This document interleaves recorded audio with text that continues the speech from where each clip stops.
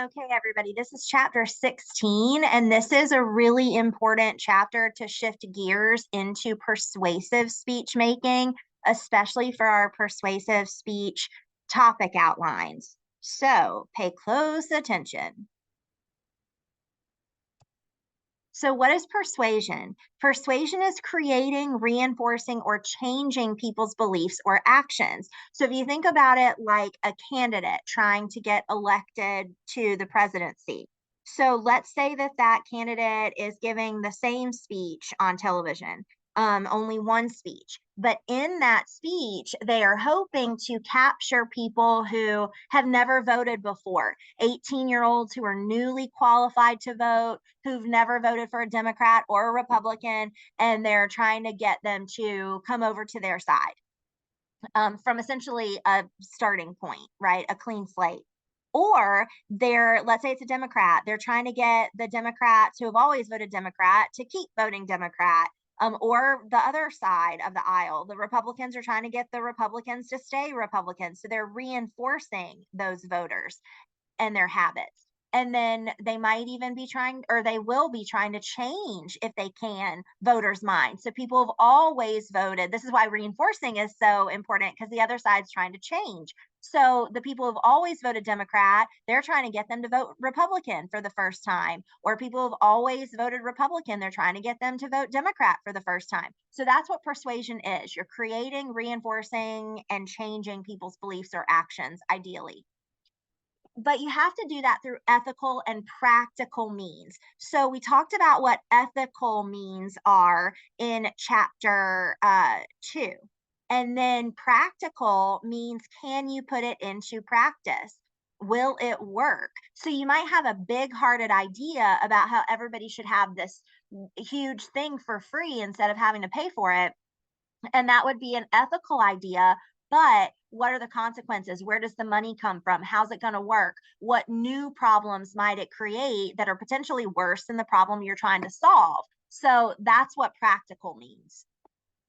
So, ethics and persuasion, we have to have ethical goals and ethical methods. So, for instance, let's say that I want to convince everybody in the class that screening for breast cancer is important for males as well, because a lot of people don't realize that men can get breast cancer too. Not as common as women, but it does happen. And so I want to spread awareness for that. That's an ethical goal. But what if I am worried that the statistics I have are not going to be as persuasive as I want them to be? But I have a really good goal. So I'm going to convince myself as the speaker that the ends justify the means, which is a very dangerous mindset to get into. That there's no such thing as going too far or being unethical if my goal is good enough, right? You can see how that would get really dangerous really quickly. So if I decide to inflate the statistics because I'm trying to save lives and I convince myself that it's a noble thing to do, I have done something unethical, even though I started with an ethical goal. So that happens a lot. I teach a class on essentially on cults, and that happens a lot in cults that start as social movements, right? Nobody's joining a cult on purpose. They don't realize it's a cult. They think they're joining an important social movement, and so, or cause, and then it becomes a cult because the leader's methods are evolving into very unethical methods, and sometimes the members of the cult are going along with that because they believe so much in the goal. And so that's where things get really tricky ethically and can backfire. So if you find out that I'm trying to convince males to get screened for breast cancer, but I've inflated or falsified statistics to get them to do that, you might think that I lied about it being an important thing to do, or that you can't trust me at all on anything. And then you're less likely to get screened. And I might end up costing a life rather than saving a life because someone who might have gotten screened now is not. So things like that can backfire. So this is on your exam, but on your exam, instead of leader in the persuasive column, it says advocate. So, what's the difference between an informative speaker and a persuasive speaker? The informative speaker is teaching you about the topic, and the persuasive speaker is advocating. They're a leader, they're both leaders, but they're advocating for a particular viewpoint. And so, as the informative speaker, you're clarifying many options. This is, my speech about Eleanor Roosevelt. Take the information. You're going to find some of it more interesting than some other parts. Okay. It's less high stakes. But in a persuasive speech, you're leaving the audience with one option. You're being very direct about what you want them to know, believe, or do. Become an organ donor, vote for this candidate, adopt from a shelter, those types of things. You're telling them one option because it's important. So you don't go, if you do, that's cool, but if you don't, that's no big deal. It is a big deal to you, the speaker. You're asking for less risk from the listener than you are in a persuasive speech when you're doing an informative one. We're going to talk about that in a second and how that relates to ethical obligation. So we'll go back to that. In an informative speech, you're sharing ideas and information. And in a persuasive speech, you're doing that also, but you're exciting emotion as well. Just make sure that you're not doing that at the expense of the information because feelings are not facts. And everyone is entitled to their opinion, but everyone in the real world is not entitled to be listened to. They're not entitled to hold people captive and make them hear them. They're not entitled to be taken seriously. In a perfect world, are you going to get heard? Yeah, but you're more likely, especially with all the competing voices, you're more likely to be heard. You're more likely to convince people and to persuade people if you have information and logic and critical thinking to back up your viewpoint. And so yes, excite emotion, but don't do it at the expense of or instead of offering information and facts.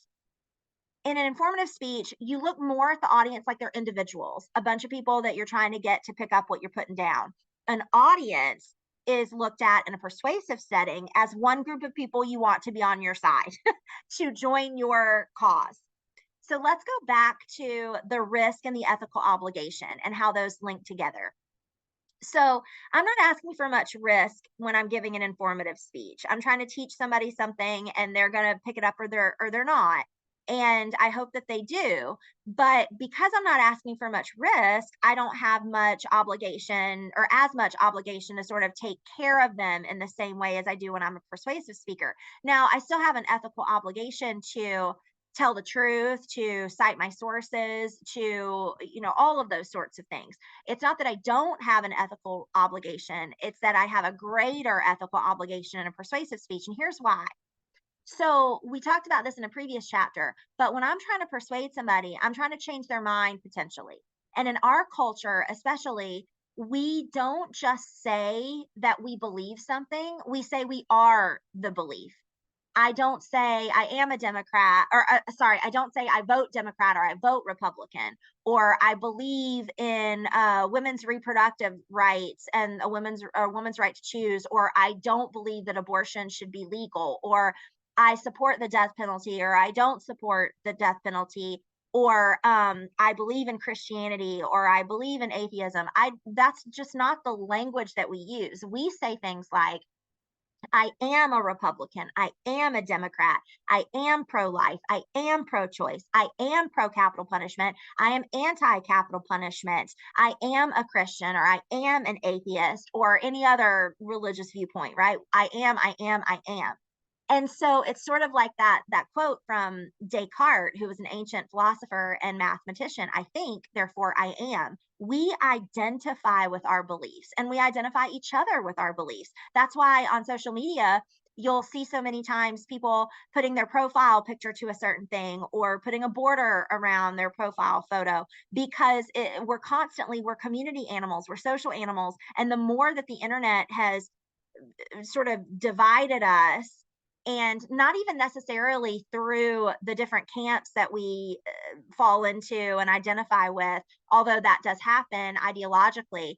It also gives us the illusion of connection while we're deprived of it in ways that our nervous systems are wired and our social settings are wired to seek out. So we're physically far away from each other in ways that our brains and our bodies are designed to have in a closer setting. Like we're social creatures, and so the internet has led us to stay more isolated in sort of a fingers and toes in person way, while connecting in ways that tend to put us in boxes. You've got the good people box and the bad people box. And if you're for us or you're against us, and there's a lot of that divisiveness on the internet from everywhere you look. And so, because we are scanning, looking for those connections, we're like, are you one of us? Or are you not one of us? And you're only leaving people with two groups to go into, the us or the them. And obviously that can get very divisive, and everybody wants to be included, and or most people do, and they want to be in the good people box.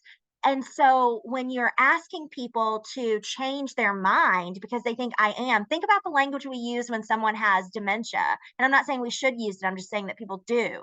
The language we use when somebody has dementia or a traumatic brain injury, or even when someone is really, really inebriated or intoxicated, or under the influence of something, and they can't really use their brains, they're not in control of their faculties. We say things like, that person's not there anymore, that person's gone, because we identify ourselves with our beliefs and our thoughts and our minds. And so if we think about it that way, we have to have reverence and respect for what it is that we're asking when we're asking someone to change their mind about something that they hold dear. We're asking for them to see something different when they look in the mirror. We're asking for them to change the group that they identify with, which could potentially, especially in this landscape today, socially, could potentially make them lose friends, right? How many times have we seen a post, if you don't agree with me, unfriend me, unfollow me, I don't want to be around you? And so it's high stakes out there. When we ask somebody to change their mind, we're asking them to change their identity. And at the very least, we are making them wonder, or making them think even, that we are attacking them because we're challenging their viewpoint. And we live in a time where people don't always understand the difference between challenge and attack from both sides, the person receiving the challenge and the person giving the challenge. We don't understand that arguing in the classical sense means debating a topic, uh, fighting good ideas that you think are good, fighting for good ideas by challenging what you think is a bad idea. Or another way to put it would be fighting bad ideas with good ideas. You attack the idea, you never attack the person. But we live in a time where people think arguing is just attacking, and arguing used to mean debating. Right. So when someone would say their belief, it was an invitation for you to say yours, and then you would learn from each other. That happens less and less, unfortunately. And so all that is to say, if we can have respect for what it is we're asking, and we can ask it in a respectful way, to have someone look at what they believe and consider it carefully, that person is going to feel less threatened, because they're already going to feel a vague sense of threat with, oh gosh, am I bad? Or does this person think I'm bad? And they're going to get defensive. And defensive people don't always think critically, and they don't always behave with compassion and reason. And so the more respectful we are and the more reverence we have for what we're asking when we ask people to change their minds, and the more we're aware of our tendency to get defensive when we're challenged in those ways, maybe the more productive our conversations and our arguments might become, hopefully. So that's why it's risky, because of what we're asking when we're trying to change minds. And that's why we have an ethical obligation to be respectful while we're doing it. And also, if you think about it, like, your cause should be the main thing, right? The thing that you've chosen, your topic, that's got to be more important than your ego. And so if you really want people on the side of the cause to support whatever your viewpoint is, you're not going to alienate them, the listeners, because then you don't help your cause. So check your ego when you're talking with people or talking about your topic, and try not to attack people instead of challenging them. And know the difference. Don't assume you're being attacked when you're being challenged. So there we go. So persuasion is a 4-step process. First, there's awareness, comprehension, acceptance, and then integration. And so awareness, think about it again like a candidate.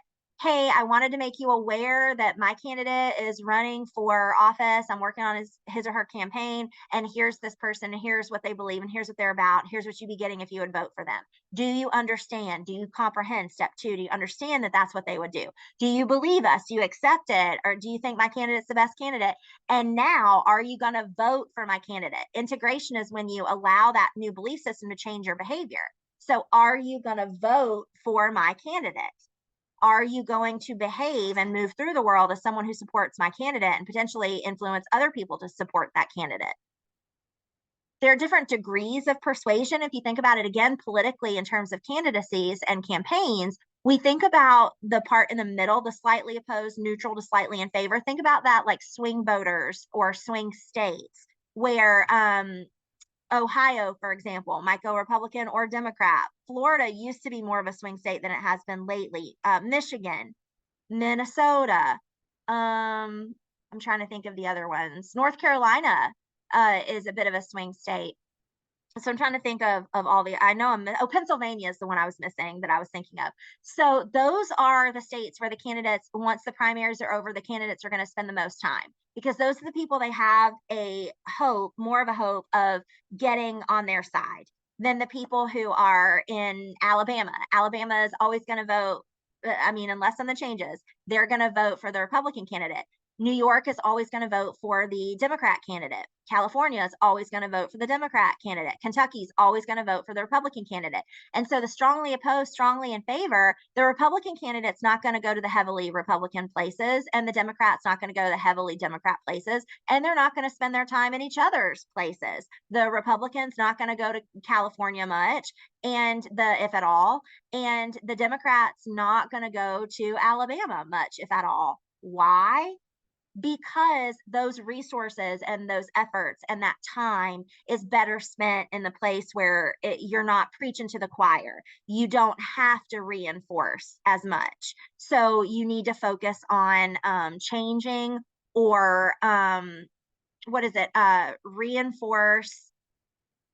Oh gosh, reinforce. Oh, create, change, or reinforce. So you're going to be working on creating and changing more than, or sorry, creating and reinforcing, but you're not going to need to work so much to reinforce in those heavily Republican or heavily Democrat areas. You're going to, kind of accept that that's the way it's going to go. It's about 7 states that usually decide a general election in a presidential election year. So they're going to spend those time in those 7 states, those swing states.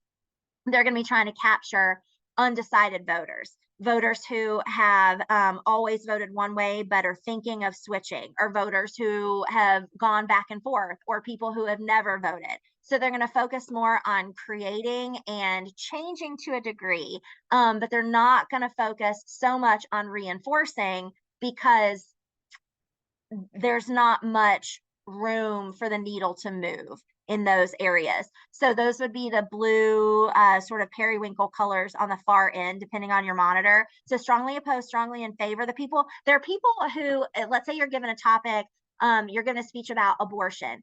That's a divisive issue. People have opinions about that. Very few people are like, I've never thought about it, right? People have opinions about that. And it's very rare for your mind to be changed on something because someone sets out to change it and you go, oh, okay, I didn't think about it like that. I'm going to change my mind on those types of issues, at least. Usually, if your mind's changed, it's you've heard the opposing viewpoint over a period of time and sort of absorbed it. You've got different experiences that have led you to a different conclusion. And all that adds up to a cumulative effect of you changing your opinion on something. But it's very rare for you to be like, give me 6 minutes, I'll change your mind. That doesn't typically happen. So we don't get bogged down in the strongly opposed, strongly in favor. The more moderate, people who are like, I absolutely am opposed to this, versus people who are like, I'm opposed to it, but I'm not sure about this one issue or this one aspect, or I'm in favor of it, but there's something that gives me pause. Those people, you might have a hope of changing their minds. And the more you get to the middle, the people who are like, this is how I feel about gun control, but I don't know, or I don't know how I feel about gun control, and you're giving your speech on gun control, that's your sweet spot. The people who are like, I don't know who I'm voting for, I don't know what I believe on that, or I'm leaning towards this, but I'm not dramatically leaning that way. So the slightly opposed, neutral, slightly in favor, that's your sweet spot to convince people to be on your side. This is important and it's on your exam. What is a mental dialogue? We talked about this in a previous chapter too. Mental dialogue is a mental give and take between the speaker and the listener. And another way of framing that is anticipating the opposition and working it into your speech like a question and answer period that's baked in. So you anticipate, we talked about this when we were talking about audience demographic analysis. We anticipate why someone might disagree with us. Some of you might agree with the death penalty because you think that, or because you remember that the Bible says an eye for an eye. But to you, I say the Bible also says thou shalt not kill. That would be an example of mental dialogue, right? I'm anticipating, I'm being respectful, I'm acknowledging the opposition, I'm not pretending it doesn't exist, and I'm not attacking it. I'm not saying if you disagree with me, you're awful, you're bad, you're wrong, you're stupid. I'm not doing any of that. I'm having a respectful dialogue where the person at the end of the speech that I've been talking to or acknowledging, they feel acknowledged, and they probably are going to go, you know what? I still believe what I believe. Maybe I even believe it more strongly now. I've examined it and I believe it more strongly, but you did give me some things to think about and I appreciate the acknowledgement. And if nothing else, we've had a human interaction. But sometimes you might get somebody who goes, I never thought about that before. I still think what I think, but I'm going to chew on that. And then life happens, experiences happen. They hear somebody else talk about it. And maybe eventually they change their mind, right? So that mental give and take between the speaker and the listener, you're anticipating opposition to your viewpoint and you're acknowledging it. If you can't do that, you probably did not pick a topic that is adequate, that is divisive enough.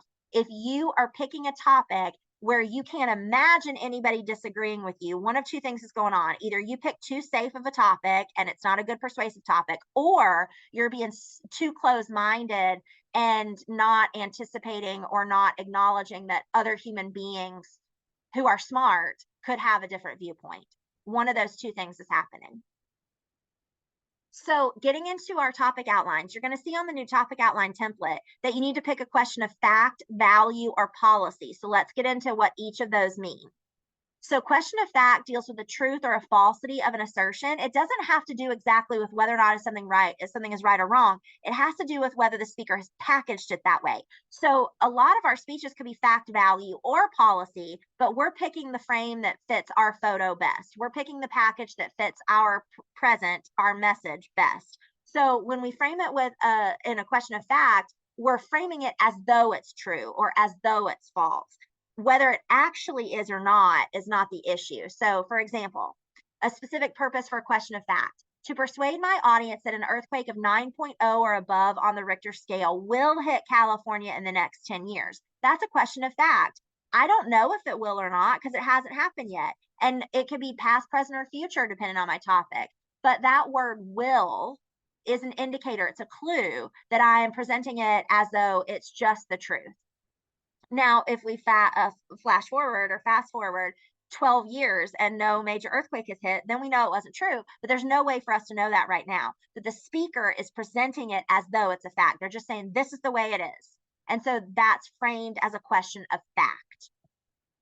And you're not asking the question as much as you're addressing the question. You're answering the question as the speaker. So here are what the main points for that might look like. California is long overdue for a major earthquake. Many geological signs indicate that a major earthquake may happen soon. Experts agree that an earthquake of 9.0 or above could strike California any day. So this is a list of main points organized in a topical organizational pattern to prove this specific purpose. Here is what I think to persuade my audience that an earthquake of 9.0 or above on the Richter scale will hit California in the next 10 years. I'm going to persuade you. This is what I think. Here are all the reasons I think it and all the reasons you should believe me. I've made a list of all the reasons that this is a fact as the speaker. Question of value has nothing to do with money. It deals with the worth or the rightness of an idea or action. Another way to think of it is it's an ethical or moral idea. So when somebody gets engaged and the couple goes, or you're talking about the couple and you're like, oh, they got engaged, they're great for each other, they have similar values. You're not talking about their net worth, you're talking about their ethics, their belief system, what they value in life. So that's what we mean when we say question of value. So if you pick a question of value, I'm going to need to see a clear moral, ethical component in your main points to persuade my audience that capital punishment is morally and legally wrong. Just looking at that word morally is a clue. Morally tells me, oh, it's a question of value. And even wrong, wrong is a moral or an ethical concept. So I've got two clues in there. So that's a question, clues in there that's a question of value. Capital punishment is morally wrong, capital punishment is legally wrong. Those might be my main points. A question of policy has to do with whether a course of action or a behavior should or should not be taken. So we should do things this way or we should not do things this way. I have a cell phone policy, and the cell phone policy relates to how you should or should not interact with your cell phone during my class. So think about policies that way. Policies, procedures, laws, behaviors, all that's tied together. So when you are seeking to address a question of policy, you might be further seeking agreement or action. For our purposes, forget about passive agreement, forget about immediate action you're going to see, and just pinpoint agreement or action. We don't care about passive or immediate. That's just going to confuse us. So just think agreement or action. So if I'm trying to get you to agree that capital punishment should be abolished, okay, that we shouldn't have capital punishment anymore, I am focusing on a question of policy, as long as, because there can be some overlap, as long as I'm not focusing on the moral aspects of it. I'm not saying we should abolish it because it's morally wrong, because this has to do a lot with the emphasis. Where am I shining the light? Will there be some overlap? I'm trying to convince you to abolish the death penalty because of moral issues. If I am beating the drum of moral issues and that's where my emphasis is, then it's a question of value. But if I'm saying we should abolish the death penalty, and one of my main points is that it's immoral, and one of my main points is that it doesn't work, and one of my main points is that it's too expensive, and another of my main points is that because I can have 2 to 5 main points in some organizational patterns. Let's say another one of my main points is that it's applied differently across demographics. So these are all the reasons that the death penalty should be abolished. Then it's a question of policy. But I'm not asking you to do anything about it. I just want you to agree with me. I'm seeking agreement. Even if I said the government should do something, the people who are listening to my speech are not the government in this class. So if you're seeking action, you need to be very clear about what it is that you want my audience to do when they are done listening to you. The action has to be done by the audience itself, not by someone, but by the audience. Otherwise, I'm seeking agreement. Agreement just convinces that the audience that the policy is correct or desirable, that I'm right, and avoids encouraging action to support the policy. You don't need to do anything. You just need to agree with me. It's the difference between, I want you to agree with me that organ donation is good. I'm seeking agreement.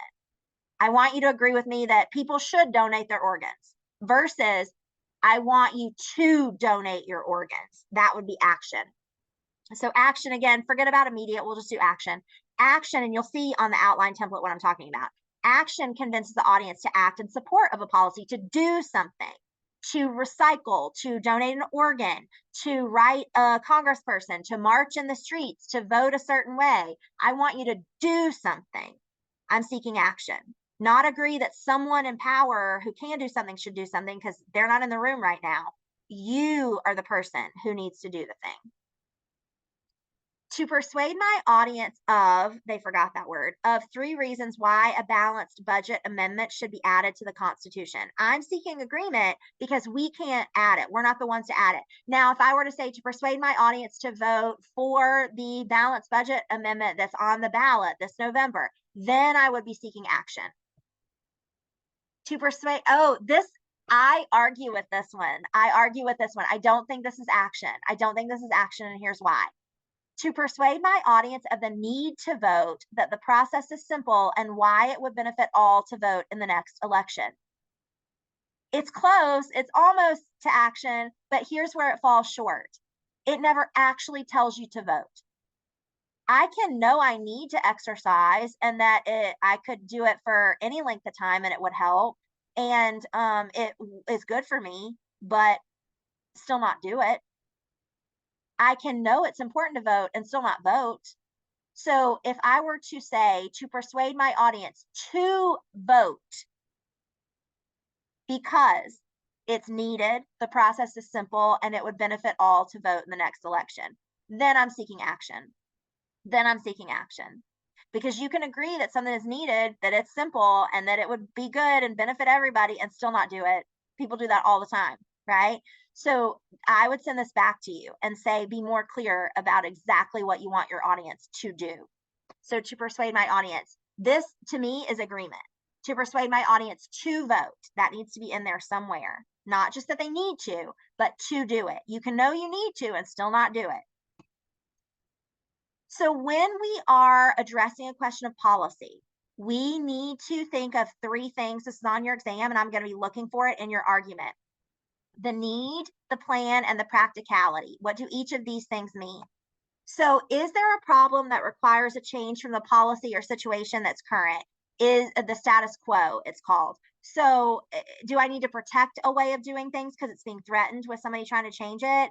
Or do I need to advocate for a change, right? Is there a need? Do I need to change this? Because nowadays the terms conservative and liberal refer more to political leaning, but not too long ago they were more a mindset. You could be a conservative Republican or a conservative Democrat or a liberal Republican or a liberal Democrat, because liberal or conservative meant that you were slow or quick to try new things or change. And so a conservative mindset is somebody who's like, listen, I'm not necessarily opposed to what you're saying about, this new law that you want.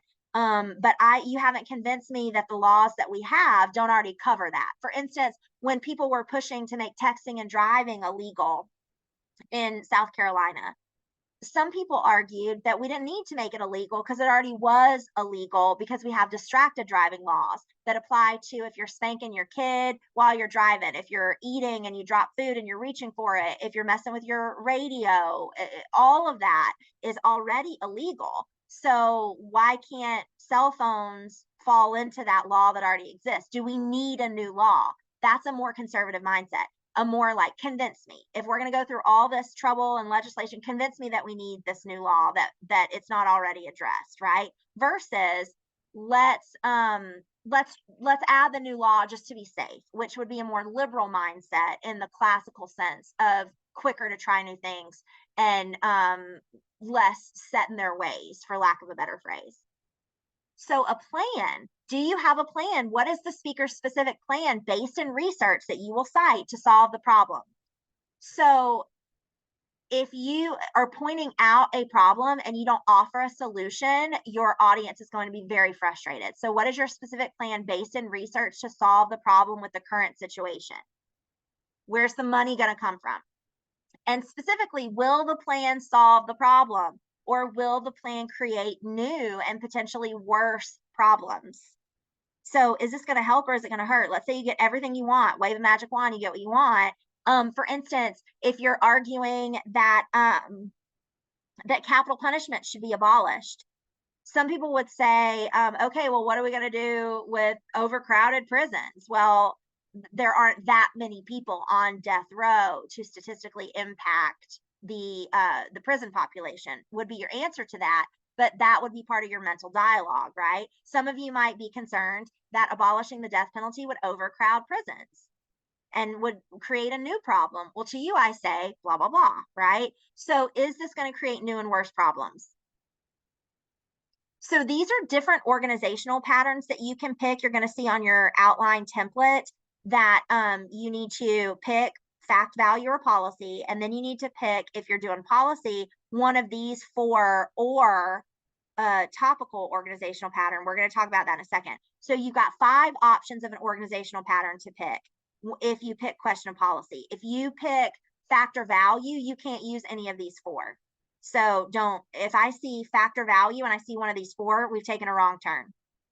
So these are only available for question of policy. Topical is available for fact, value, or policy. We'll talk about that a little bit. We talked about it in a previous chapter, I believe chapter 9, but we'll talk about it again. So if I'm doing question of policy and I want to do problem solution, I've got 2 main points and 2 main points only. So if I do this, I'm doing a question of policy, problem solution, and I can only have 2 main points. If I have more than 2, I've taken a wrong turn. So the first main point documents the existence of the problem, and the second one offers the solution to the problem. To persuade my audience that the problem of phony pharmaceuticals will be curbed if the federal government takes action. Boom. This is my specific purpose. My main points. The spread of phony pharmaceuticals is a serious problem. Solving the problem of phony pharmaceuticals requires action by the federal government. Okay. Next, let me go back. Hold on. Problem cause solution is the same type of idea, except you'd have 3 main points instead of just the problem and then the solution, main point 1 and main point 2. That would become main point 1 and main point 3, and main point 2 would be the cause. So the problem is that phony pharmaceuticals are very risky. It's caused by a lack of regulation. The solution is for the government to add more regulation. Comparative advantages, you can have 2 to 5 main points, and you're comparing clearly in your main points. You have to be, so if you pick this, you have to be comparing 2 things and saying one is better than the other one and backing that up. So America should adopt Australia's gun laws because Australia has less violent gun crime than America does. And here are all the things that back that up, and here are the specifics in my main points. So that would be an example of someone who has picked 2 things to compare. Or America is better than Australia, and here's why. In this way, speaking of gun control specifically. So you would be clearly comparing 2 things and saying one is better than the other. And then Monroe's motivated sequence, you're going to recognize from pretty much every commercial you've ever seen. It's a 5-step sequence for speeches that seek action. You can only be seeking action. You can only be, so if you do motivated sequence, you've got to be seeking action. You've got to be addressing a question of policy, and you can only have 3 main points. Even though it's a 5-step sequence, there are 3 main points that you have to do it. So let's get into it. So in the intro, you're gaining attention, which you should always be doing in your intro. We've talked about that. It's just more important even in Monroe's motivated sequence because you're trying to capture their attention in a very, for lack of a better word, manipulative way. And I mean manipulative in the sense that you're trying to influence their behavior because you're seeking action. So if we go to a physical therapist and we're getting our knee stretched out and worked on, the physical therapist might be physically bending our knee and straightening our leg and bending our knee and straightening our leg because we aren't able to do that on our own. That's called manipulating the joint, because without that outside influence, that knee would not be bending. So the act of trying to influence somebody else is inherently manipulative. It's not necessarily always bad, and hopefully it's not dishonest. So if I'm trying to convince a kid to eat vegetables, that's, I'm manipulating the kid because they wouldn't do it without my influence, right? But hopefully I've got ethical goals and ethical methods. Okay, so I gain attention. Main point 1 shows the need for change. Main point 2 provides a solution and lets you understand that would satisfy the problem. And main point 3 visualizes what it'll look like when the problem is solved. And then at the end, in the conclusion, I remind you what you need to do to achieve the satisfaction. So here's an example. A commercial starts, and it's really sad music playing, and you look up and there's a really, really sick kitten with goopy eyes on the television. And the voiceover is like, this kitten needs help. This kitten needs change. This kitten needs intervention, right? Main point 1, this kitten needs something. Oh, the solution to this kitten's problem is to go to the vet and get expensive medicine and get taken care of. But the only way to do that is to spend money. We need money to help this kitten. Oh, look, main point 3, here's a kitten who's all healthy. It may not even be the same kitten, but here's a kitten who, or maybe it is the same kitten, and now the kitten's healthy and doesn't have goopy eyes anymore, and look how happy and loved and safe the kitten is. All you need to do to save this kitten, call to action, call this number and donate your money.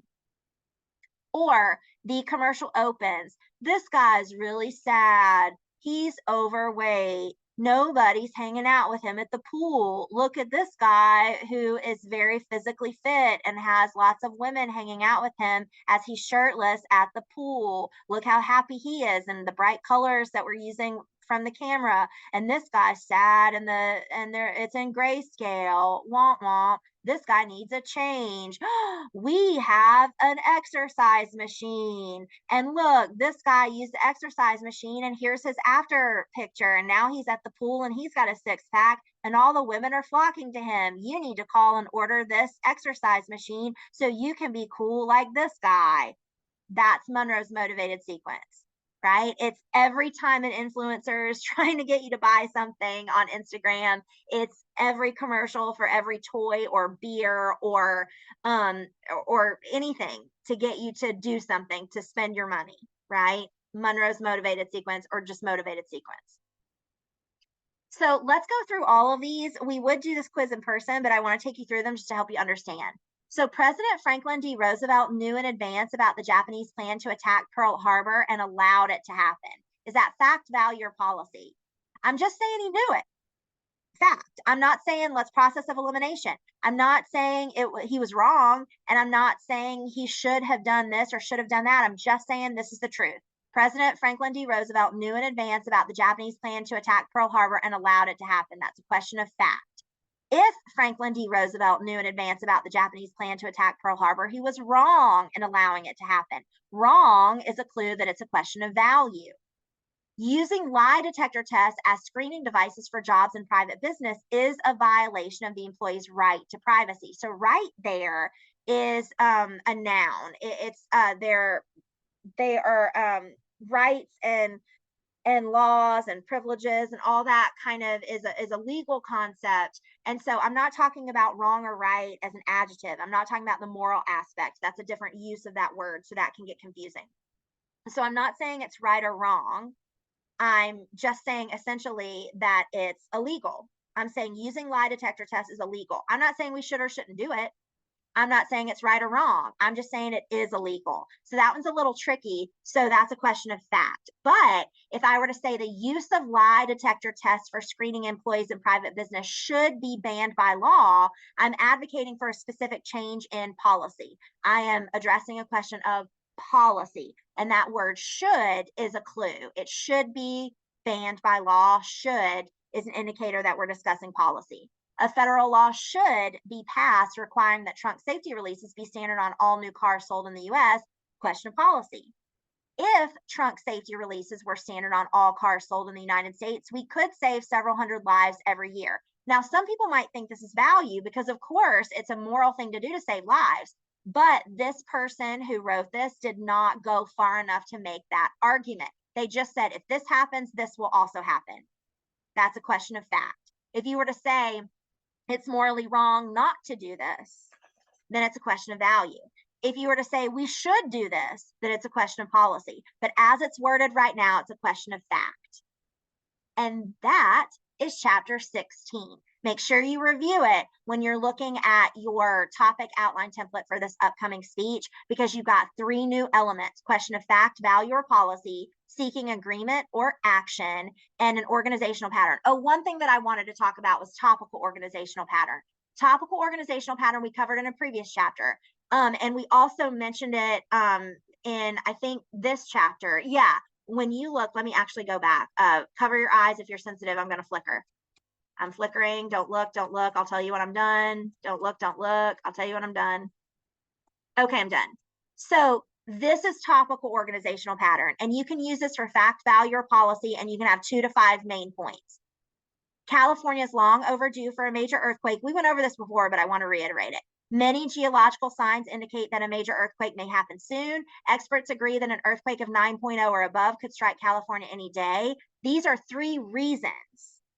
So if I just give you all the reasons that capital punishment should be abolished, and I mentioned that example, or all the reasons that it should not be, or all the reasons that California is long overdue, or all the reasons that Franklin D. Roosevelt was wrong for allowing the attack on Pearl Harbor to happen, then I am doing topical organizational pattern.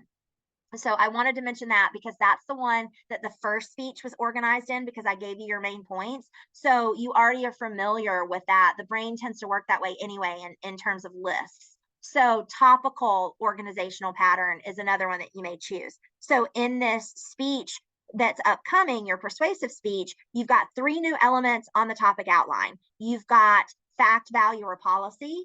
You've got agreement or action, and you've got to fill in your organizational pattern, which is going to be topical or problem solution or problem cause solution or comparative advantages or Monroe's motivated sequence.